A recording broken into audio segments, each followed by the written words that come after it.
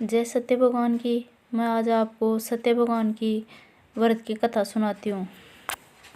एक साहूकार था, उसकी 2 बेटियां थीं जो हमेशा पूर्णिमा के दिन सत्य भगवान का व्रत किया करती थी। जब वो छोटी थी तभी से वो व्रत करती थी। वो हंसी खुशी हर घर में खेलती थी, आराम से रहती थी।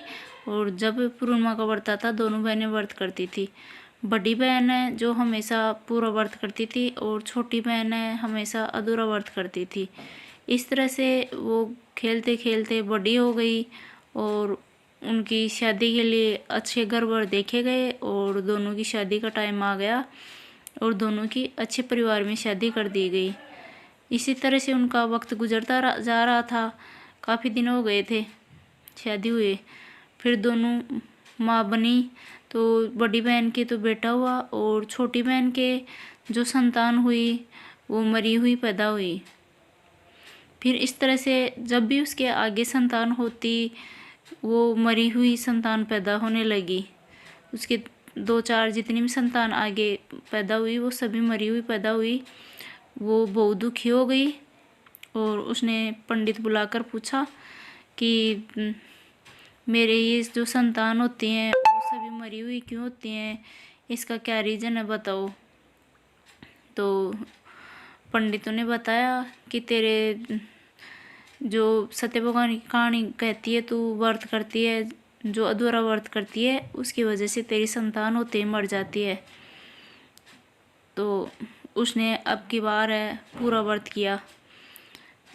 किया तो जो संतान हुई वो जिंदा जन्म गई, लेकिन कुछ देर बाद वो भी मर गई।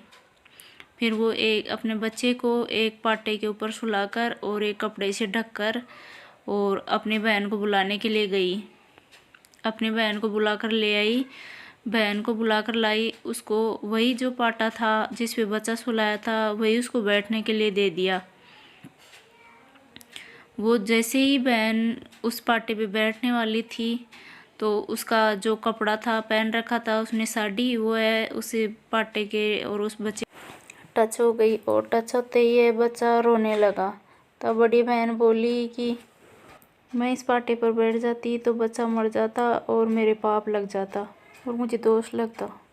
तब छोटी बहन बोली कि ये तो तेरे भाग्य से जिंदा हुआ है, ये बच्चा है जो भी मर गया था और इसको मैंने पाटे पे सुलाकर और तुझे बुलाने गई थी कपड़े से ढक कर, और जब तू आई तो तेरी घाघरा है इसको छू गया जिससे वापस जिंदा हो गया तेरे भाग्य से। तो उसने ये बात है राजा को बताई जाकर और बहुत खुश हुई और राजा से बोली कि राजा ये मेरी बहन है ना सत्य भगवान का व्रत करती है और पूरा व्रत करती है, जिसकी वजह से इसके पुण्य से आज मेरा बच्चा जिंदा हो गया है। और मैं है सत्य भगवान का अधूरा व्रत करती थी जिससे मेरे बच्चे जो भी होते थे वो मर जाते थे। तो राजा ने सभा बुलाई और अपनी सभी प्रजा में ढिंढोरा पिटवाया कि जो भी कोई सत्य भगवान का व्रत करे उसको पूरा व्रत करना चाहिए। पूर्णिमा के दिन हमेशा सत्य भगवान का व्रत करना चाहिए, किसी को भी अधूरा व्रत नहीं करना चाहिए। अधूरा व्रत करने से दोष लगता है। जो भी करे पूरा व्रत करे, जिससे सत्य भगवान है उसके सभी मनोकामना पूरी करते हैं और जो कहानी कहे सुने उसकी हमेशा मनोकामना पूरी करे सत्य भगवान। जय हो सत्य भगवान की। तो इस तरह से ये सत्य भगवान के व्रत की कथा है। तो ये सत्य भगवान की कहानी सुने। उस टाइम एक जल का लोटा लेकर उसके अंदर एक पुष्प रख के और ये कहानी सुन लेनी चाहिए। और इसकी कहानी सुनने के बाद गणेश जी की कहानी सुनी जाती है। जो कहानी सुनने के बाद जो लोटे का जल है वो और जो पुष्प है वो सूर्य भगवान को अर्घ्य दे देना चाहिए।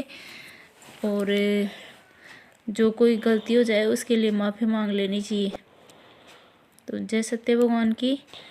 यह आपको मेरी कहानी अच्छी लगे तो लाइक शेयर एंड सब्सक्राइब ज़रूर करना, बेल आइकन प्रेस करना, जिससे आपको मेरी नई वीडियो